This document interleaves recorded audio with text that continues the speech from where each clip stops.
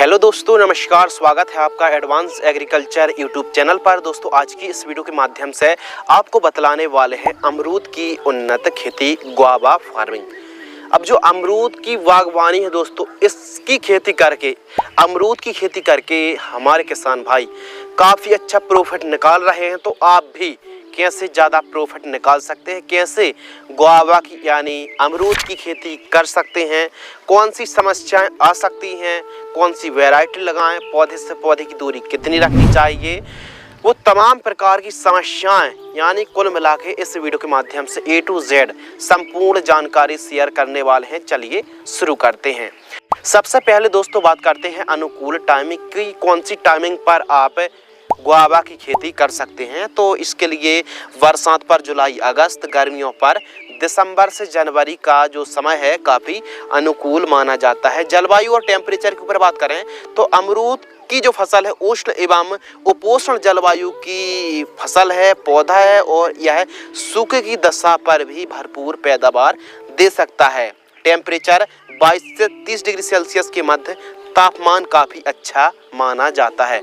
तो कुल मिला के कहने का मतलब ये है कि कम सिंचाई के साधन हैं, कम उपजाऊ भूमि है और कम लागत वाली कोई यदि आप बागवानी की सोच रहे हैं तो आप गुआवा की खेती कर सकते हैं, यानी अमरूद की खेती आप कर सकते हैं। भूमि के ऊपर दोस्तों बात करते हैं कि किस प्रकार की भूमि अच्छी रहती है। वैसे तो प्रायः सभी प्रकार की सॉइल पर आप फार्मिंग कर सकते हैं, लेकिन काली दोमट है, बलुई दोमट है, मध्यम भूमि काफ़ी ज़्यादा उपयुक्त रहती हैं अमरूद की फसल के लिए। लेकिन मृदा की पीएच वैल्यू 5.5 से 7.5 तक चल जाती है। उन्नतशील किस्मों के ऊपर वार्तालाप करते हैं तो गुआवा की जो वैरायटी है, अमरूद की जो किस्में हैं दोस्तों, भारत भर में सैकड़ों वैरायटी हैं, लेकिन जिनकी मार्केटिंग रेट अच्छी हो, जिनकी आप अपनी उपज को बाजार में ले जाएं और जल्दी से जल्दी अमरूद बिक जाए और काफ़ी अच्छी चमक देखने के लिए मिले, टिकाऊ फल रहे, चमक, क्वालिटी, ब्राइटनेस काफ़ी अच्छे से, बीजों की संख्या कम से कम हो, ऐसी वैरायटी के बारे में हम आपको बतलाते हैं। आइए समझते हैं।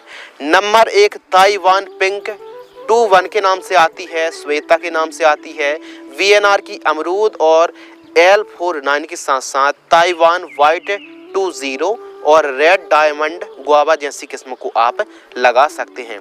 इनमें सबसे ज़्यादा जो फेमस वैरायटी है ताइवान वाइट 20 और रेड डायमंड गुआवा के साथ साथ ताइवान पिंक 21 के नाम से आती है। तो इन किस्मों जो 5-6 किस्मों के नाम बतलाए हैं, ये सभी किस्में काफ़ी अच्छी हैं। इन किस्मों को आप लगा सकते हैं, वाइट वाली को भी लगा सकते हैं और पिंक वाली किस्म को भी आप लगा सकते हैं। ताइवानी जो प्रजाति की जो किस्में हैं वो काफ़ी अच्छा उत्पादन देती हैं। प्रति एकड़ पौधे के ऊपर दोस्तों बात करते हैं, पर एकड़ प्लांट्स, एक एकड़ में 300 से 350 पौधे की रिक्वायरमेंट पड़ने वाली है। कितनी दूरी पर लगाना है वीडियो के आगे बतलाया जाएगा। अब यह एक बागवानी है तो वैज्ञानिक तरीके से ही आप खेती करें, यानी वेट बनाकर आप खेती करें, और वेट की जो चौड़ाई आपको रखनी है दोस्तों वो रखनी 3 फीट, वेट से वेट की दूरी 10 फीट और वेट की ऊंचाई 1 फीट रखनी चाहिए। वेट मेकर या फिर वेट ड्राइजर से वेट तैयार कराना चाहिए। अब दोस्तों बात कर लेते हैं प्लांट डिस्टेंस। पौधे से पौधे की दूरी 8 फीट और लाइन से लाइन की दूरी 10 फीट रखनी चाहिए। बेसल डोज जब पौधरोपण आप कर रहे हो तो 3 ट्राली गोबर खाद, सरसों की गली 2 quintal, SSP 50 kilo, DAP 30 kilo और रीजेंट दानेदार दीमक की समस्या यदि देखने के लिए मिलती है खेतों पर तो 5 किलोग्राम रीजेंट प्रति एकड़ बुआई के समय आपको प्रयोग करना चाहिए। नर्सरी के ऊपर दोस्तों बात करते हैं तो गुआवा की जो प्लांट्स होते हैं इसको आप बागवानी नर्सरी से परचेज प्लांट्स कर सकते हैं, या फिर नज़दीकी कृषि विश्वविद्यालय हैं वहां से भी आप संपर्क करके पौधे खरीद सकते हैं। तो दोस्तों आपको कलम तैयार किए गए पौधे को ही लगाना है। 7-8 साल पुरानी पौधे से भी कलम तैयार करके भी लगा सकते हैं, ग्राफ्टेड पौधे को भी आप लगा सकते हैं और बीज से भी पौधे तैयार कर सकते हैं, लेकिन लंबा समय लग जाता है। इसीलिए आप नर्सरी बागवानी नर्सरी से पौधे को बाय करके आपको पौध रोपण करना चाहिए। और आपको लग रहा है कि कोई ऐसी देसी किस्म है जिसकी पैदावार अच्छी है तो उसकी आप पके हुए फल से सीड्स निकाल कर भी आप नर्सरी तैयार कर सकते हैं। 3 महीने पर आसानी से नर्सरी तैयार हो जाती है। इसके अलावा दोस्तों बात करते हैं पौधरोपण, तो 2x2 का एक पहले गड्ढा खोद लेना है। 15 दिन की तेज धूप लगाकर एक एक पौधे की पौधरोपण करना चाहिए।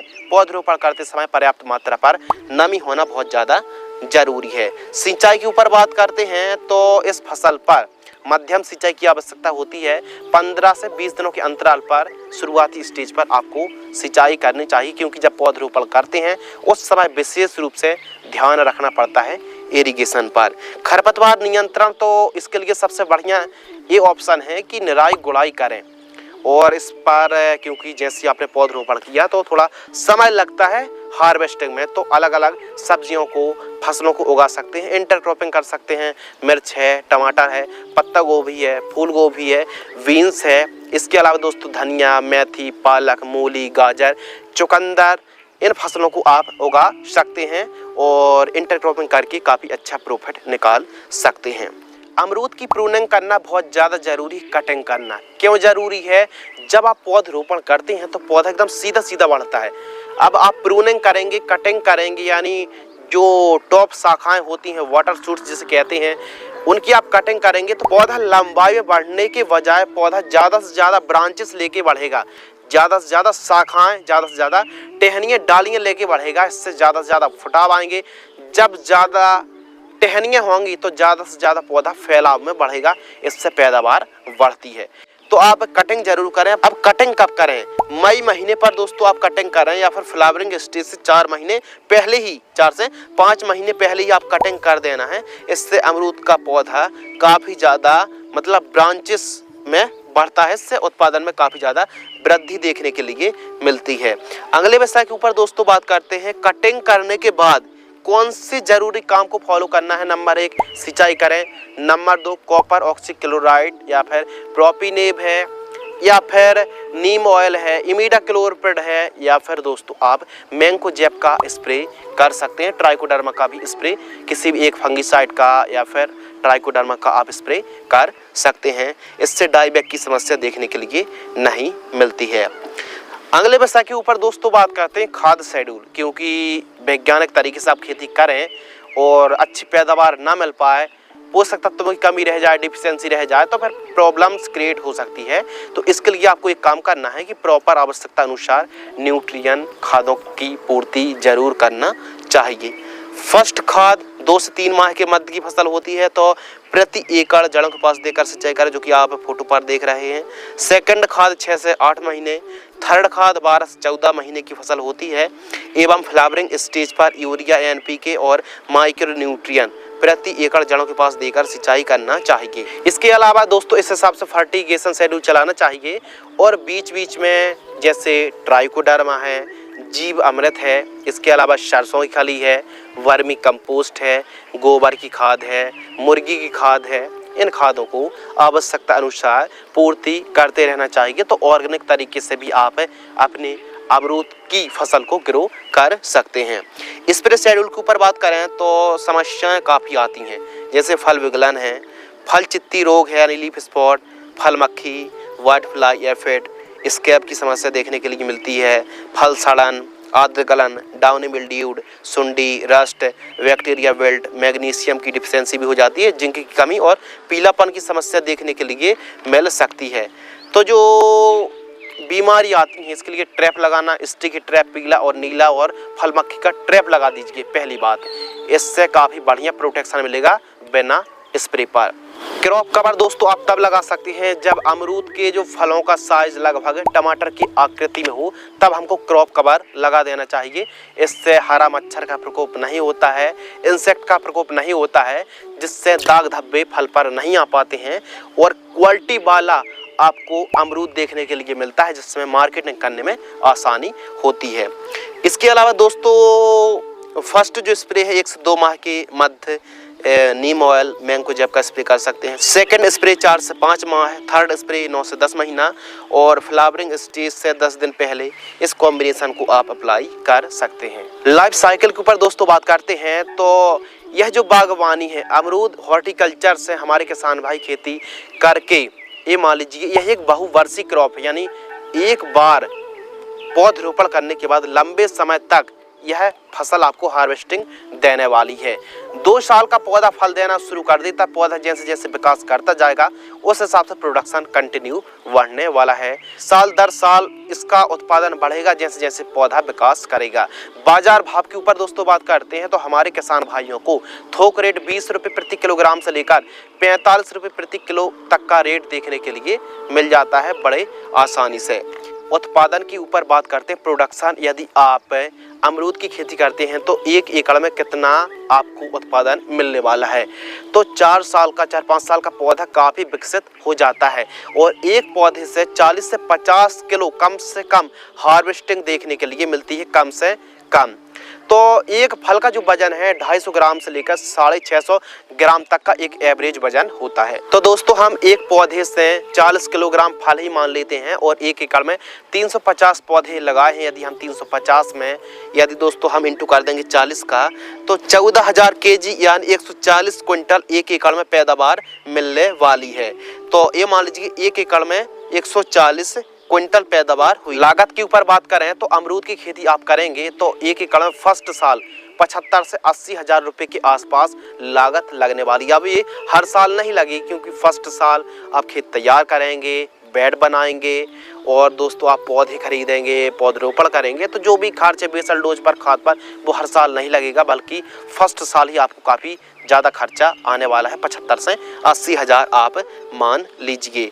मुनाफा के ऊपर दोस्तों बात करते हैं तो 20 रुपये केजी का रेट मिलता है, 2,000 रुपये क्विंटल, 140 से क्विंटल ही पैदावार हम मान लेते हैं तो 2,000 में 140 का इंटू कर देंगे तो 2,80,000 दोस्तों हमारा मुनाफा आ गया। मुनाफा में से लागत घटा देंगे, 2,80,000 में हम 80,000 लागत घटा देंगे तो 2 लाख नेट प्रॉफिट आ जाएगा।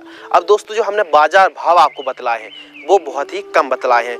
बाजार भाव जैसे जैसे बढ़ेंगे आमदनी बढ़ जाएगी और हमने आपको बतलाया है कि एक पौधे में जो हमने हार्वेस्टिंग बताई बल्कि इससे भी ज़्यादा आपको उत्पादन देखने के लिए मिलता है। 80 से 90 केजी तक एक पौधे से फल यदि पूर्ण विकसित पौधा हो गया तो आसानी से निकल जाता है।